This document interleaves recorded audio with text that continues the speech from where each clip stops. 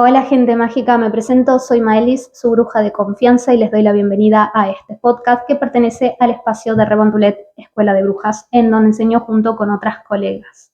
La sección que hoy vamos a inaugurar se llama Relatos bajo el Nogal y se va a dar la tercera semana de cada mes.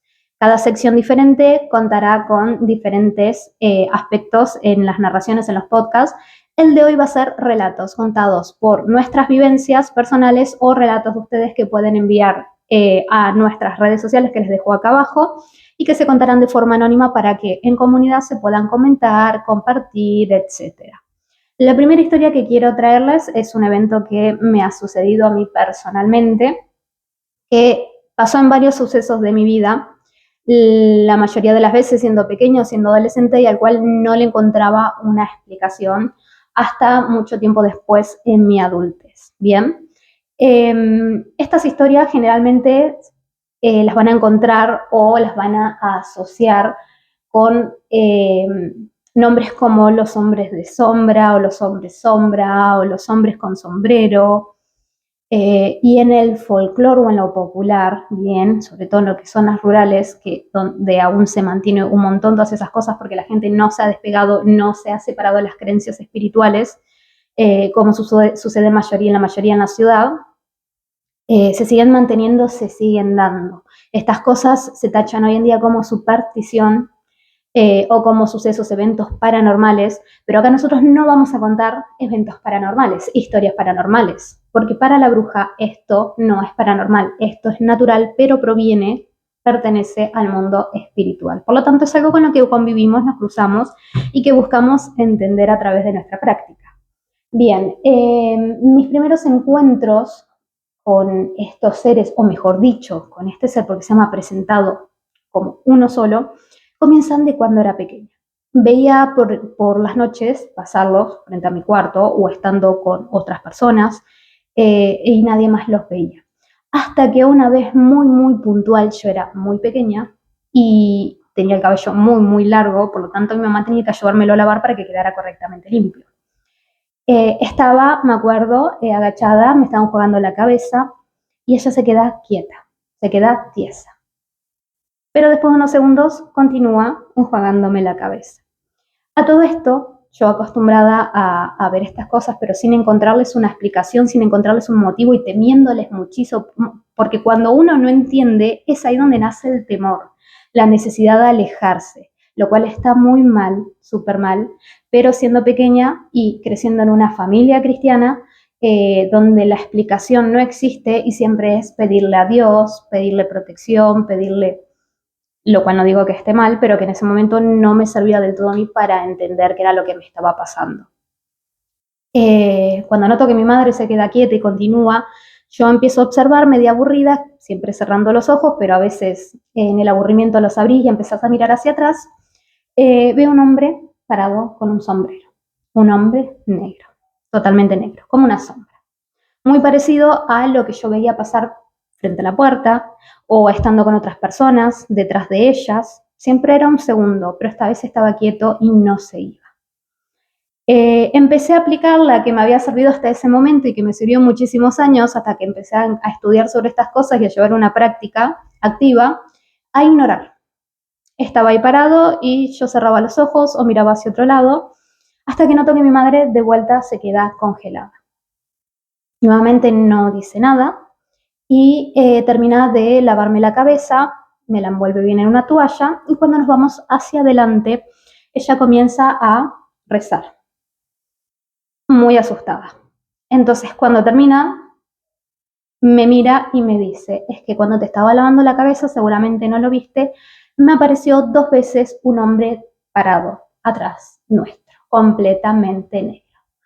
Parte de las creencias del sombrero o el hombre sombra o los hombres sombras es que representan al diablo, ¿no? En este lado más cristiano, ¿sí? de la historia, que representan al mismísimo diablo, que está buscando tentarte, que está buscando atacarte, que está buscando agarrarte desprevenido o asustarte para que creas en él.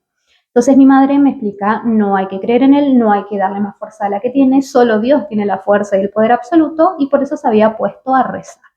¿Cómo decirle yo a mi madre en ese momento que ella estaba encontrando en esa angustia su propio consuelo, que ese hombre no es que se apareció 2 veces, siempre estuvo parado detrás de nosotras, siempre había aparecido en casa pasando, nunca habla, nunca dice, hola, soy el diablo, hola, soy Satán el adversario, ni nada por el estilo. Para no preocuparla más, yo no dije nada. Ella lo pudo vislumbrar, se habrá levantado, habrá mirado de refilón 2 veces y yo lo vi en todo momento parado detrás de nosotras. De comenzamos hasta que terminamos y me colocó la toalla. Cuando íbamos a salir por la puerta fue en el momento en que se desapareció, lo dejé de ver. Por supuesto que esta historia tiene 1000 apariciones en 1000 lugares, 1000 explicaciones, 1000 sospechas, 1000 teorías que seguramente comentarán. Cada una de ellas es válida porque cada una de nosotros en lo espiritual le da su propia explicación, le da su propia interpretación y no está mal, porque es la manera en la que nosotros, nuestro cerebro puede entender lo espiritual, los eventos espirituales. Pero dado que se habían puesto mucho de moda y se hablaron muchísimos algunos años, me pareció una estupenda, genial idea iniciar estos relatos, estas historias con esta anécdota que a mí también se me presentó, que yo también he visto y que años después continué viendo. Hace muchos años que no veo ese tipo de presencia, ha sido reemplazada por otras diferentes, pero es muy llamativo como no importa en qué parte del mundo la historia surge en alguna persona, en algún niño, en algún adolescente, en algún adulto.